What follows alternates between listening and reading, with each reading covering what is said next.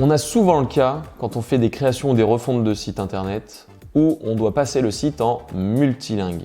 Multilingue, ça veut dire qu'il va y avoir la version française, mais aussi anglaise, allemande, japonaise, arabe ou je ne sais quoi. Il y a certaines traductions qui sont plus compliquées que d'autres, et surtout ça demande énormément de temps. Il faut savoir que si on le fait en mode manuel, il faut installer un plugin par exemple sur WordPress comme Polylang, et ça demande surtout énormément de temps, parce que déjà, il y a le temps de développement, et après il y a le temps de traduction, et le temps surtout de copier-coller sur le site. On traduit, mais on doit copier-coller sur le site, on doit mettre toutes les pages sur le site internet. Pour éviter des fois d'y passer 10 à 20 jours dans un projet digital à faire des copier-coller toute la journée, surtout si on a un site qu'on veut en fait traduire de manière assez facile, j'ai envie de dire, eh bien il existe un outil qui s'appelle Weglot qui permet de faire ça. En fait c'est un plugin, c'est une société en fait qui édite un plugin qui va se brancher directement sur WordPress et qui va traduire l'intégralité de votre site en quelques clics, et je vais vous montrer exactement comment ça marche. Ils ont des offres qui commencent, il y a une offre gratuite pour quelques pages, et après il faut passer en format payant, mais ça reste assez peu cher. En général, nos clients ils s'en sortent pour 200 à 400 € par an, et ça leur permet de traduire des fois jusqu'à 5 langues. On a même des clients qui vont traduire jusqu'à 20 langues avec Weglot, donc vous imaginez le temps économisé à faire ça. Donc vous avez juste à cliquer sur essayer gratuitement en haut à droite.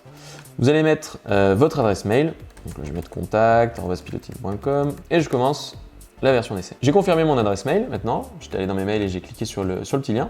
Et donc je vais mettre un nom de projet. Donc on a un site de test chez Piloting qui s'appelle Sandbox, donc je l'appelle Sandbox.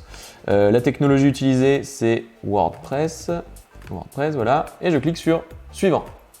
Plutôt simple pour l'instant. On a une clé API maintenant ici.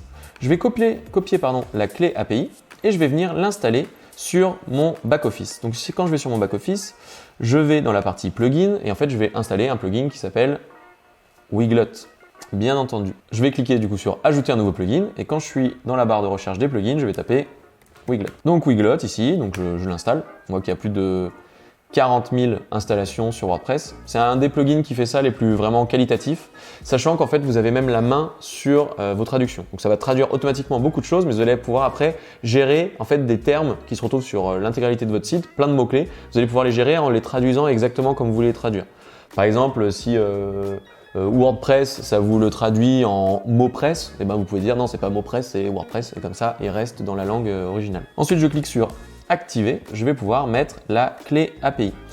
Donc quand je descends ici dans mon menu, je trouve Weglot, je clique sur Weglot, je mets l'API ici, je choisis la langue originelle, donc qui est français chez nous, et je choisis la langue dans laquelle je souhaite traduire mon site. Donc nous, on va traduire en anglais. Et je fais sauvegarder.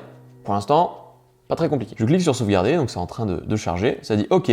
On va voir un petit peu à quoi vont ressembler les boutons, donc français, tout ça. Donc je veux un rectangle, je veux un carré, je veux quoi que ce soit.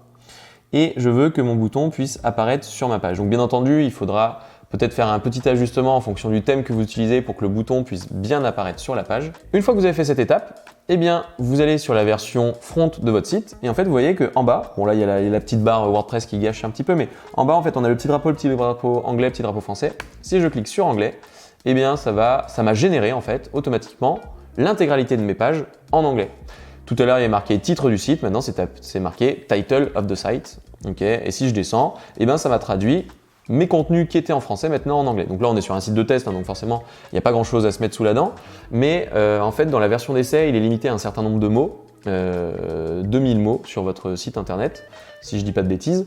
Et ça va traduire l'intégralité de vos pages dans le cadre de ces mots-là. Et si vous passez en version payante, eh ben, il y a un plus grand nombre de mots disponibles, un plus grand nombre de langues disponibles, mais c'est plutôt simple, puisque là, vous avez vu, ça m'a pris 5 minutes et j'ai généré la version anglaise de ce site-là, et ça pourrait être la version anglaise de votre site à vous.